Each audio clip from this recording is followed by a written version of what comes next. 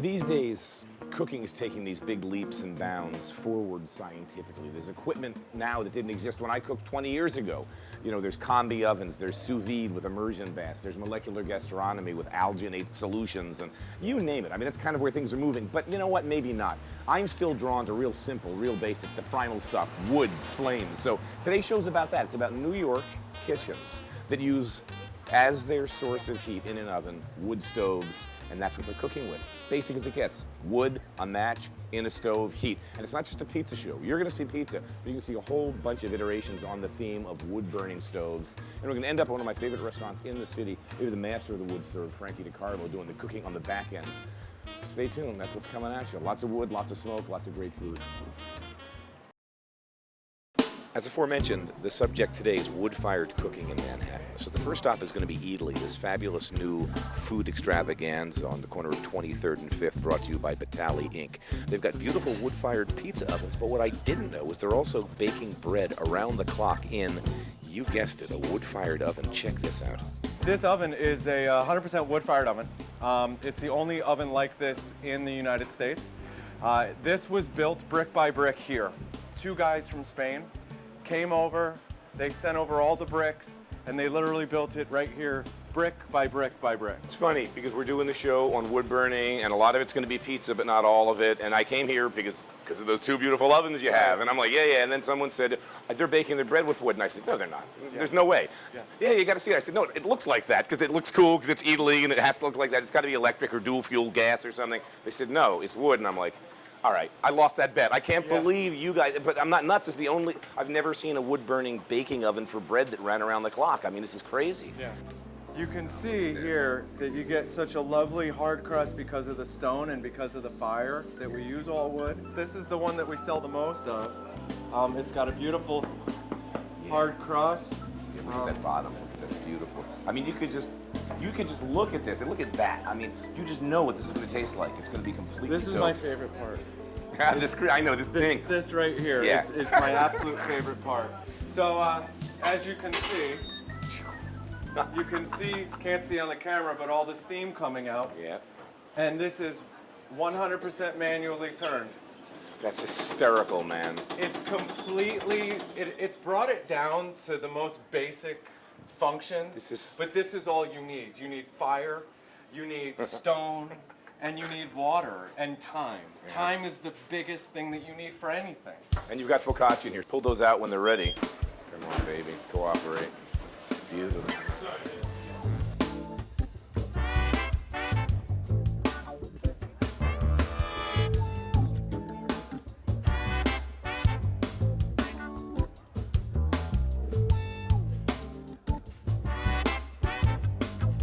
All right, we're here at Eataly, and primary reason I came here was for these pizza ovens. These are brand spanking new. This place has been open a month, and when you walk through the store, you can't miss these. Two beautiful gold mosaic on the outside, wood-fired ovens. Let's eat some pizzas, because this is cool. A group from Italy that's behind this, traditional, kind of wet Neapolitan-style pizzas. Let's see a couple in the oven and eat one.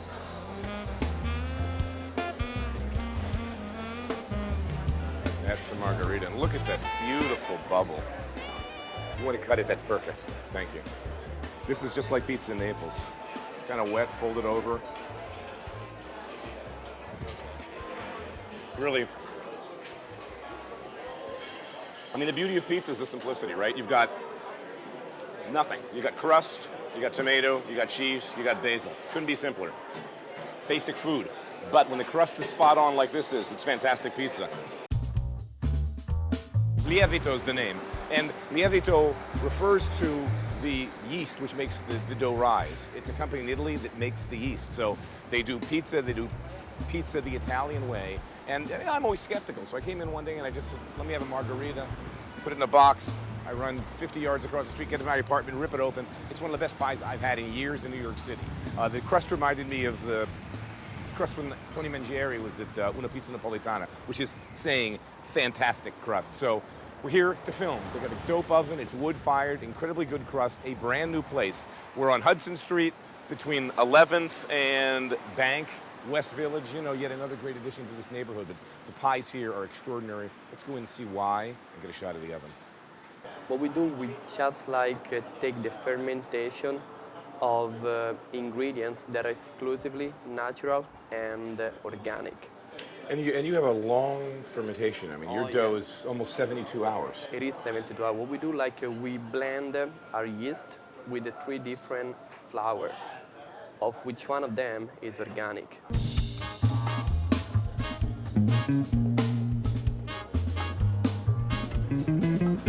Oh my God.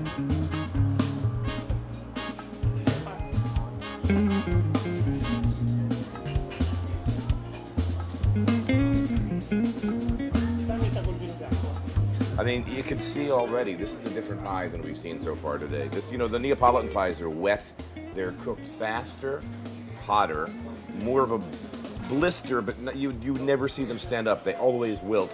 The bottom of this is perfectly cooked through. But what's most extraordinary to me about this pie, and at the crust, at the core of pizza is the crust, is the dough. What do you think? Buona? You know, it's ridiculous.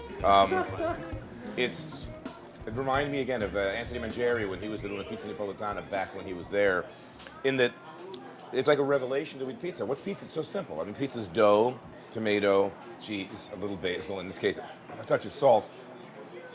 But when you bite this pizza and you're chewing it, you get the flavor, this big release, this amazing amount of flavor from the dough. You realize there's pizza and then there's great pizza. This is crazy good pizza.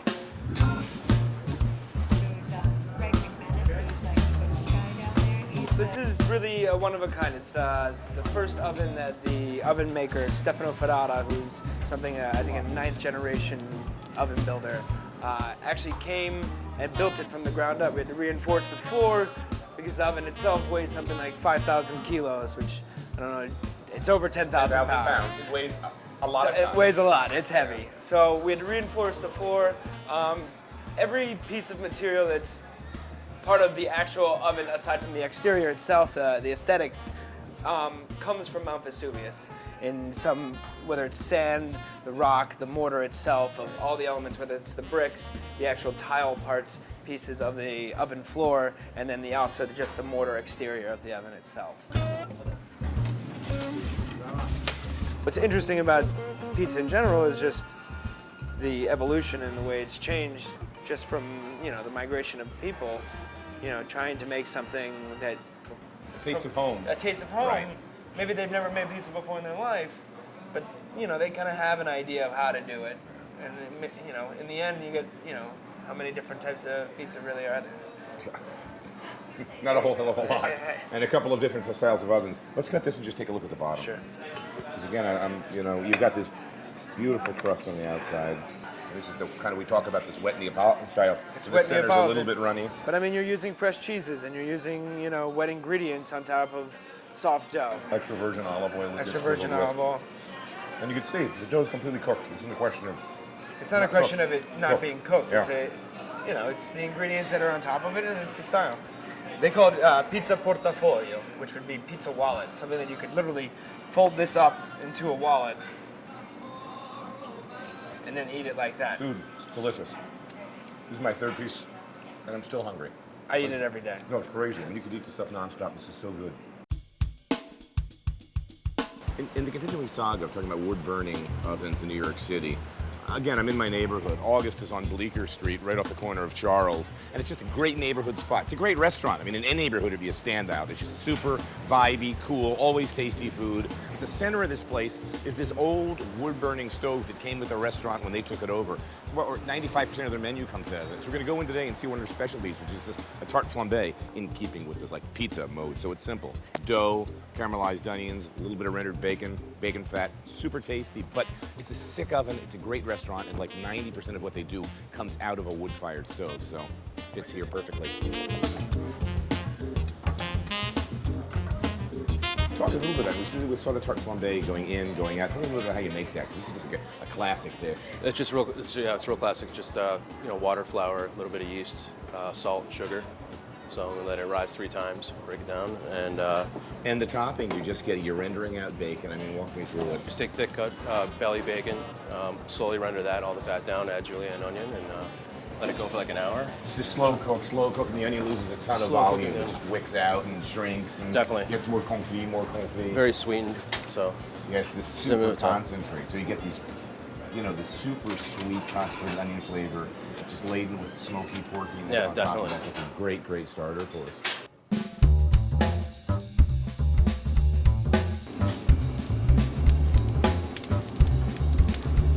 Last stop, and this shouldn't be a surprise to anybody if you know Manhattan kitchens, but the Jimi Hendrix of wood-fired ovens has got to be Frankie DeCarlo. He built these ovens by hand, inspired by his experience as a young kid coming up cooking in southern Italy. This is really authentic. 90% of his kitchen's wood-fired. He's the best guy that can do this. Let's go in, see what's up.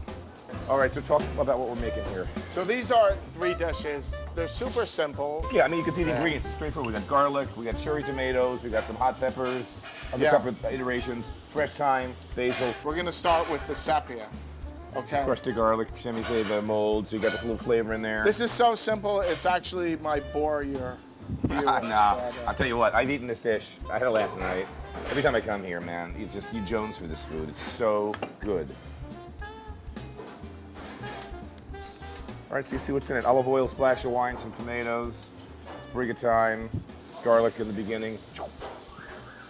Turn the pepper mill. Little pepper, little salt. So now it goes in the oven. Okay. Simple. Let's run through. Since We'll do them all together. these are very similar. This is something they do with the muscardini, which are these little baby octopus that are all in the rocks there. Okay. For this, we'll remove the head. This is how typically I would serve it in 2 pieces. Again, you have the olive oil. By the way, these dishes get finished with breadcrumb. They get hit, all of them, with breadcrumb at the end. Crisped, sauteed crumb, that like Oh, Sicilian yeah. style. You just put it in for a few minutes, let them firm up, let the ingredients kind of, Where'd you get these introduce peppers? to each other. I get these in not far from here, about 4 blocks from here in Chinatown, because they're the real pepperoncini, typically of what they would be using in this area. And last is the razor clam dish. Again, this gets that nice garlic flavor. Oh yeah, it just breaks open the garlic, so. Then you're gonna get the liquid from the clams as they open, seeping Oh yeah, out. So it's just it's this- their natural broth. That's a lot of liquid comes out of the octopus and the sepia. So you put them in for a few minutes. The razor clams will open. Everything will tighten up a little, and then you just pull it out. Typically breadcrumb on the top, just for that texture. Put them back in for another minute. Right, and so you it's got the crunch, It's it's really simple. quick, and it's extremely typical of this area.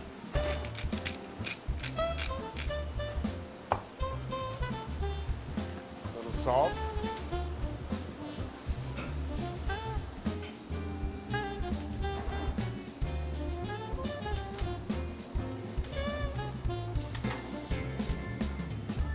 Okay. Yeah. Do we go I'll to follow the you. oven? I'll follow you, man.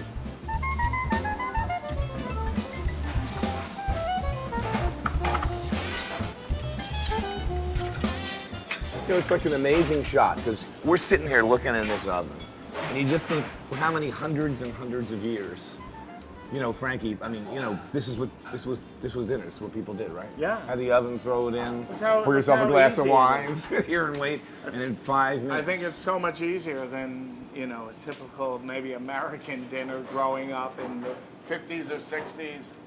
There's no pots and pans to clean, and you eat right out of the terracotta. And how long did that take for, Nothing.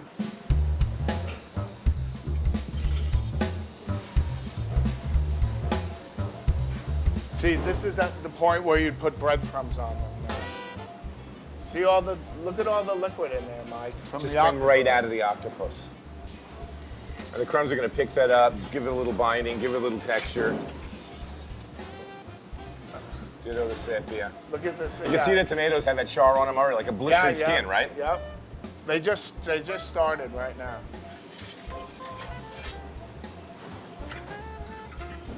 And look how the razor clams all opened up. So freaking good. They're so tasty, man. We used to do a real spicy, like a fra diavolo kind of thing years ago with octopus or something. That's it. from the That's fish. it. That's it. Yeah. That is it. You think those peppers aren't hot? I remember they're I'm hot. gonna say. All right, you can see the gratin, that crumb just took the color. Maybe a little more olive oil. Yeah, just Never freshen hurt it up a anyone. little. No, never does. And you can see those tomatoes, they're gone. They're roasted and collapsed. They basically just kind of roasted and exploded. Yeah. Great little extra virgin olive oil, courtesy of Louis DiPaolo, I'm guessing. Oh yeah. As usual, course. beautiful stuff. I mean, you can see this beautiful white meat just set up. Frank's eating. He's ahead of me.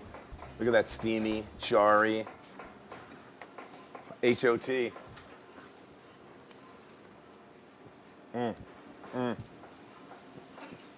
It's crazy how delicious this is. Grazer clams, you just pop the meat out and eat. Simple, delicious. 7 minutes, you know, screaming hot oven. You can do this at home if you crank your oven up, but I don't think anything beats this wood just for the heat, the weight just gets in everything. And we're gonna see more food out of this kitchen tonight beyond this demo. We're gonna see what the suckling pig tastes like. We're gonna do a squab, same way. You're gonna see about two-thirds of what happens. There's a pasta station there. Obviously pastas will come out of here, but everything else, most of the proteins, if not all of them, including a lot of the vegetables, come cooking off of these flames in that oven. We're off this thing, man. Yeah. Doesn't get any more primitive, doesn't get any simpler. You better? You all right? He died, man. I hear him coughing in the back. I'm like, how hot was that? How hot It was was a bad idea. it? Was a bad. Let's leave it at He that. couldn't resist, man. And it's his own restaurant. It looks so good. Yeah, and then suddenly you got like a 280-degree steam and whatnot, man. I'm like, I lost Frankie DeCarlo on this shoot. Oh, these are fantastic, man. Just so, all the years I've come here, you know, I never get here enough because I got to eat out all around town. I can never come to I my know. favorite places. But it's so good. It's so simple. It's, every time I come back, it's like, that's why I love this food. You want to hang it first? Or? Hang it. All right, we're going to hang out and wait for that little baby suckling pig to get ready. In the meantime, let's catch Frankie and his right-hand man, Olivier, as he prepares one of my favorite dishes, squab. And it's going to go in that incredible grill that you got. So you work and I'm going to get out of the way, man. Where do you get these from, Frankie? Upstate? Well, they're from upstate, New York. But I get them from, a distributor. I don't know if you need to know. No. But they're local New York. Oh, farms. yeah, they're New York. Every 3 squab liver is a beautiful appetizer of seared liver with chanterelle or a mushroom or any way you choose to do it. All right, some olive oil, Yep. inside and out. Of course, some salt. Fresh thyme.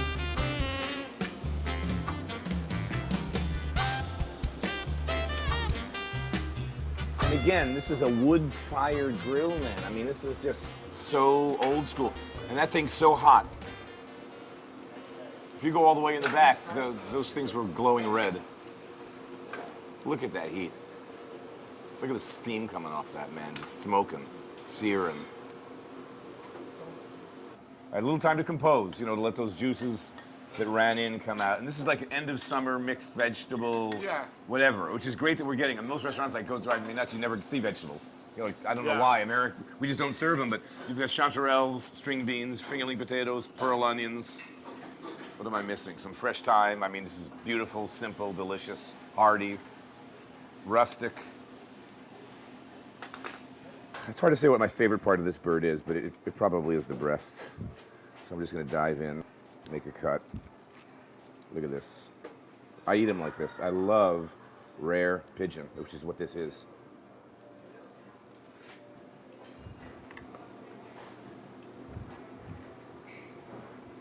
It's like butter, man. It's crazy.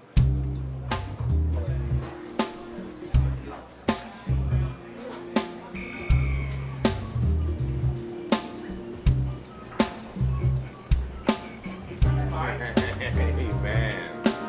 All right, bocconcini wrapped with speck. This is this beautiful cheese wrapped in speck, which is the ham from the, somewhere between Westphalian ham and prosciutto that comes from the Alto Adige. Wrapped, it's smoky, it's cheesy, it's creamy, it's in the casserole, it goes in the oven, boom. 2 minutes. This is so freaking delicious, I can't tell you. I want to grab the cotechino too. Whole sardines, grilled, olive oil, white wine, little garlic, I'm sure. What am I missing, Frankie? Fresh thyme. And again, in this vessel, look at the char they get. I mean, this is an 900 degree oven. Look at the char. That's from the heat that was just bouncing off the ceiling, coming back down again. So freaking delicious. And last but not least, this is cotechino, which is this typical sausage. Comes from the Piedmont region, really has its own distinct flavor profile, set on top of a bed of lentils. I believe this cotechino now, you can get this, I buy it from my boys Faico's on Bleecker, but Lou DiPaolo sells this now because he's got a meat department in there, and I'm sure that's where these comes from, because Lou's the man. Lou supplies Frankie, so I'm told.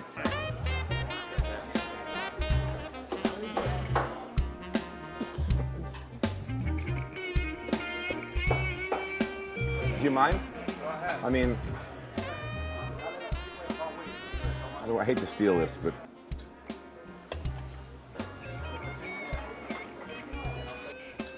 it's ridiculous. Oh, man.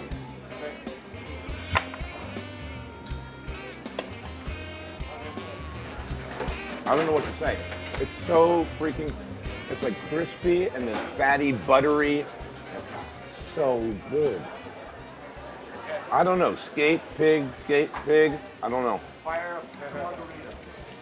That's a tough call. So delicious. Thanks for breaking that down. That was so good, that skim. It's so insane, isn't it? It's like the simplest thing in the world. Yeah.